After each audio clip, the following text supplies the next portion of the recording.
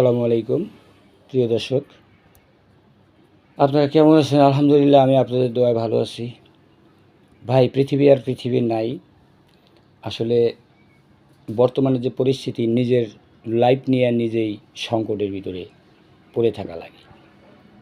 অর্থাৎ স্বামীকে স্ত্রী বিশ্বাস করবে না, স্ত্রীকে স্বামী বিশ্বাস করবে না। আসলে সে বিশ্বাসের পৃথিবীটা বোধহয় নাই। কারণ কিছুদিন আগে শুনছেন যে আমার ভাইটা, মেজো ভাই বশির, ওনাকে গ্রিজে মেরেছে। তো তাই হোক, লাশ পর্যন্ত লাশও দিবে না। তো শত চেষ্টার মাঝে আল্লাহর রহমতে লাশ আইনে মাটিতে দিছি বাড়িতে। তো এখন আবার কিছুদিন পরেই দেখেন আমার একটা ফ্রেন্ড, রাজুর থানা, নগর গোয়ালদি, তো নাম হালিম, তাকে দেখেন দুনিয়া থেকে বিদায় করে দেওয়া হয়েছে সাধারণ একটা মোটরসাইকেলের জন্য। মানুষের লোভ বলতে কী জিনিস, মানুষ যে চিরস্থায়ী না পৃথিবীতে, এটা কেউই মনে করে না। তো হালিম যে ছেলেটা, ও চলে যাবে কয়েকদিন পরে, এরকম একটা কথা বলছিল।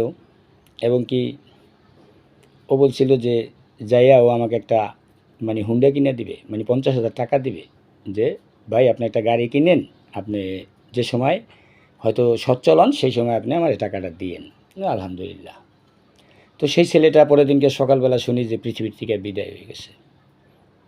তো আসলে এগুলা সামলানোর মতো না।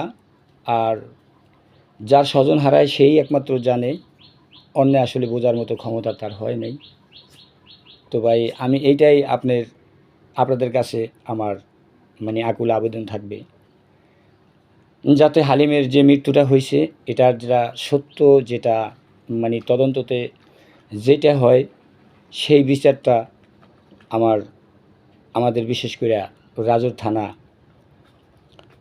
আমাদের মাসুদ স্যার আছেন ওসি সাহেব, তো তার প্রতি আমাদের বা বিশেষ করে আমাদের গোয়ালদিবাসী থেকে আকুল আবেদন, স্যার আপনি এই জিনিসটা, এই মার্ডারটা একদম আপনি সম্পূর্ণভাবে তদন্ত কইরা সত্য যে রেজাল্টটা সেইটা আপনি একটু দিবেন, আপনার প্রতি এটাই আমাদের দাবি। অতএব এই ধরনের আকারেন্স যেন সামনে আর না হয়, এইটা আপনি একটু খেয়াল রাখবেন। এবং এই ধরনের অপমৃত্যু, এই মৃত্যু যেন আর কারো ঘরে বা কারো উপরে না আসে, সেটা আমার আপনার প্রতি দাবি থাকবে। এবং আরেকটা কথা, যে প্রবাসী ভাইয়ের উদ্দেশ্যে বলবো, ভাইদের, যে আসলে একটু ফলো করবেন।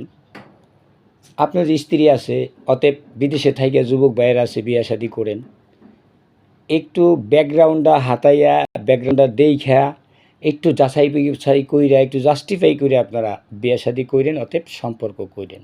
আপনারা মনে করেন না যে আমি তার সাথে সম্পর্ক করতেছি, এর বোধহয় আগে পাশে কেউ নাই। বর্তমানে কিন্তু 99% মেয়েরা কিন্তু টাকার দিকে ছুটছে। কিসের স্বামী, কিসের বয়ফ্রেন্ড, কিসের গার্লফ্রেন্ড, কিসের প্রেমিকা?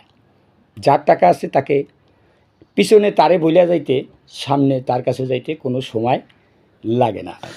তবে এই সমস্ত জঘন্য বাজে নারীদের থেকে একটু দূরে থাকবেন, নতুবা আপনার লাইফ নিয়ে টানাটানি বাইজে যাবে এবং পৃথিবী থেকে আপনি চলে যাবেন, সেটার কোনো টাইম নেই। পারে টাকা